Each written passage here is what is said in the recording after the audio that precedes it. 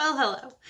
Today is one of those days where I am doing a slightly less bookish video. Today I am going over my Q1 goals for 2020.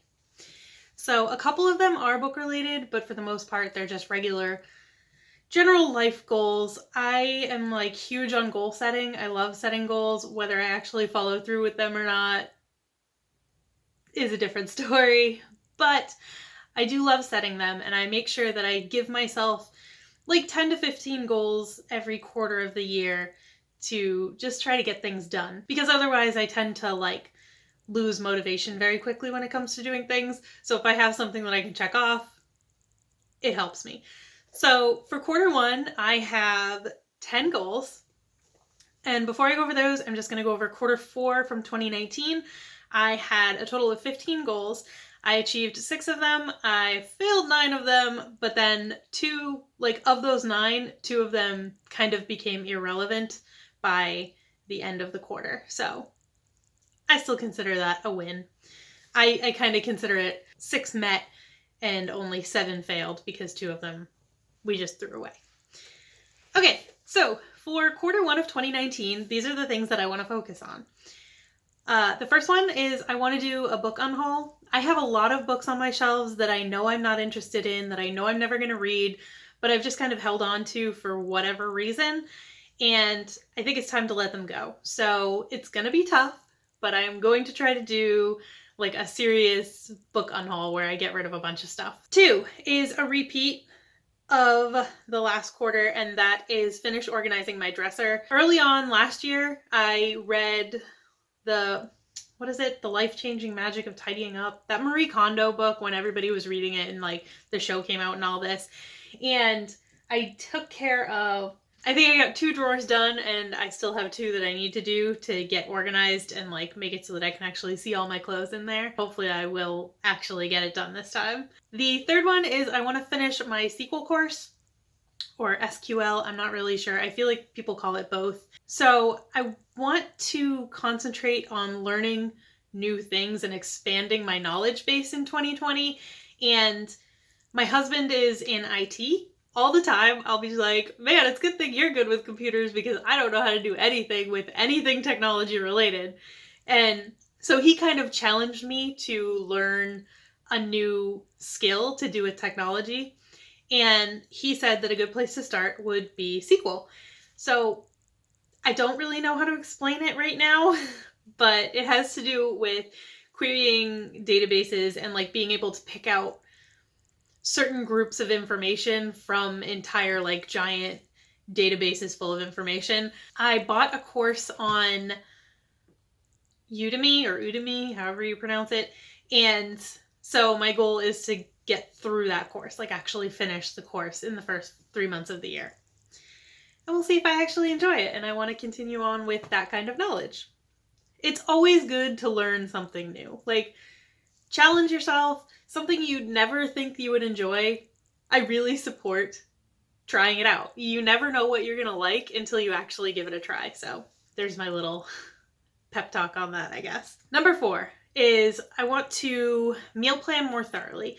So I've been getting better about meal planning and meal prepping and stuff, but I find that we go grocery shopping on Saturday nights, and I find that it's Saturday afternoon that I'm like, oh shoot, I need to figure out what I'm going to eat for this week.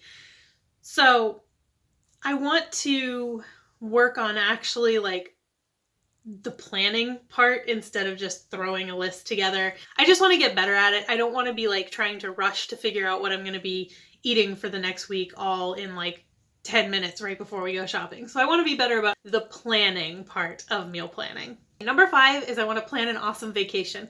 This is obviously something that I will do with my husband. So last year we had very focused goals to get out of debt and start saving money and then paying off the house and everything. Dave Ramsey, if you've never heard of him, you can look him up. But we were following his principles. We did pay off our debt. We did save up an emergency fund. And so now we're kind of at the stage where we can have a little bit more fun with our money. And we didn't travel at all last year. So this year we want to plan a couple of really fun trips. And so, yeah, I want to plan a really fun vacation for the first 3 months of the year. Not necessarily to go in the first 3 months of the year, but I want to have something to look forward to. So we want to like really plan just like a really awesome vacation. So number 6 is to participate in my gym challenge. And this one is, I won't go into like a ton of detail, but it's like the gym that I belong to runs an 8-week challenge. And like an 8-week, I think it's considered a weight loss challenge. They run an 8-week weight loss challenge, and I have been doing personal training, and my trainer was like, you need to be on my team for this. So yeah, I'm going to participate in that and hopefully rock it. Number 7 is another bookish one. I want to read 3 books from my top 20 list. I don't know what they are. I haven't really thought about which 3 yet, but I want to start on that list because 20 books is a lot when you read 50 to 60 books a year. So I need to like get going on that list. Okay, number 8 pertains to social media, and I just wrote less scrolling, exclamation point. So every year I say that I'm going to be better about social media and like not waste a bunch of time just scrolling through social media. But then by the end of the year, I'm back to just scrolling through social media. So I've found, especially recently, I've been really bad about Facebook and Pinterest. And so this goal just like especially pertains to those. I just want to spend less time scrolling through Pinterest and Facebook. Number 9 is get back into studying Spanish. So this is another one. I feel like I start off really strong at the beginning of every quarter, and then by the end of the quarter, I'm just like not studying and I've forgotten everything I've learned. So I'm really not making much headway with Spanish, and I just want to challenge myself to actually get better at Spanish instead of just using the same like 4 sentences at home with my husband. So yeah, I want to come up with a game plan that is sustainable for me, something that will get me to study a little bit each day. And yeah, so hopefully I will make some progress with Spanish. And then my last goal is actually a private goal, so I'm not going to talk about it, but I have one more goal, and it's something that I want to achieve. So yeah, those are my 10 goals for quarter 1. I have them all written in my planner somewhere where I can look at them and be reminded of them all the time throughout the quarter. And yeah, hopefully I will get some of these things accomplished. That's the point of quarterly goals. So let me know if you do any kind of goal setting, especially quarterly goals. I think it's a really good way to set goals because it gives you a smaller time frame to work with. Like New Year's resolutions and like yearly goals are good. Like it's good to have any type of goal or thing to work towards. I approve of all of them. Not that anybody needs my approval, but I just find that quarterly goals are good because so you look at it and you're like, okay, I don't have a year to get this done. I need to start working on it now.